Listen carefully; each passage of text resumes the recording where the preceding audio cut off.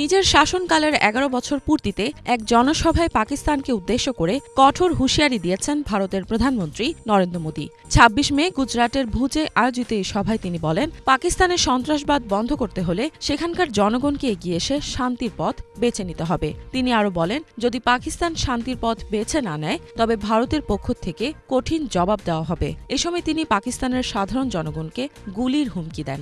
রোটি খাও, वरना मेरी गोली तो है ही।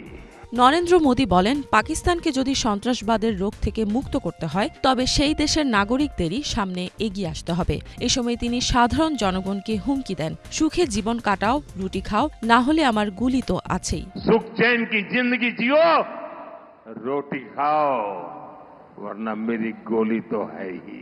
মোদী দাবি করেন, পেহেলগামে হামলার পর পাকিস্তানের পক্ষ থেকে সন্ত্রাস দমনে কোনো পদক্ষেপ নেওয়া হয় কিনা তা দেখার জন্য তিনি ১৫ দিন অপেক্ষা করেছিলেন। তবে তার মতে পাকিস্তানের আচরণে মনে হয়েছে যেন সন্ত্রাসবাদী তাদের রুটি রুজির উপায়।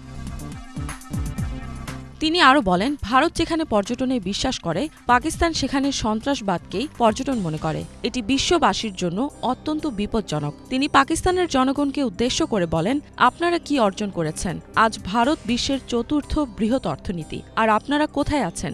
যারা সন্ত্রাসবাদকে উৎসাহ দিয়েছে তারা নিজেদের ভবিষ্যৎ ধ্বংস করেছে। পাকিস্তান শরণাগতি কে লিয়ে মজবুর হো গয়া। অপারেশন সিঁদুর সম্পর্কে মোদী বলেন, এই অপারেশন হল মানবতাকে রক্ষা করার একটি মিশন। এর মাধ্যমে সন্ত্রাসের বিরুদ্ধে লড়াই চালানো হচ্ছে। তিনি আবারও পাকিস্তানকে অভিযুক্ত করে বলেন, ৯ মে রাতে দেশটির সাধারণ মানুষকে লক্ষ্য করে হামলা চালানোর চেষ্টা করেছিল। এর পাল্টা জবাবে ভারতীয় সেনাবাহিনী দ্বিগুণ শক্তি প্রয়োগ করে পাক বিমান ঘাঁটিগুলোকে ধ্বংস করে দেয়। এদিকে মোদী ৫০,০০০ কোটি রুপিরও বেশি ব্যয়ের বিভিন্ন উন্নয়ন প্রকল্পের উদ্বোধন করেন। এছাড়া বরোদায় আয়োজিত এক রোড শোতে অংশ নেন কর্নেল সোফিয়া কুরেশি ও তার পরিবার। কর্নেল কুরেশি হলেন ভারতীয় সেনাবাহিনীর ২ নারী অফিসারের একজন, যিনি অপারেশন সিঁদুরের ব্রিফিংয়ের দায়িত্ব পালন করেন।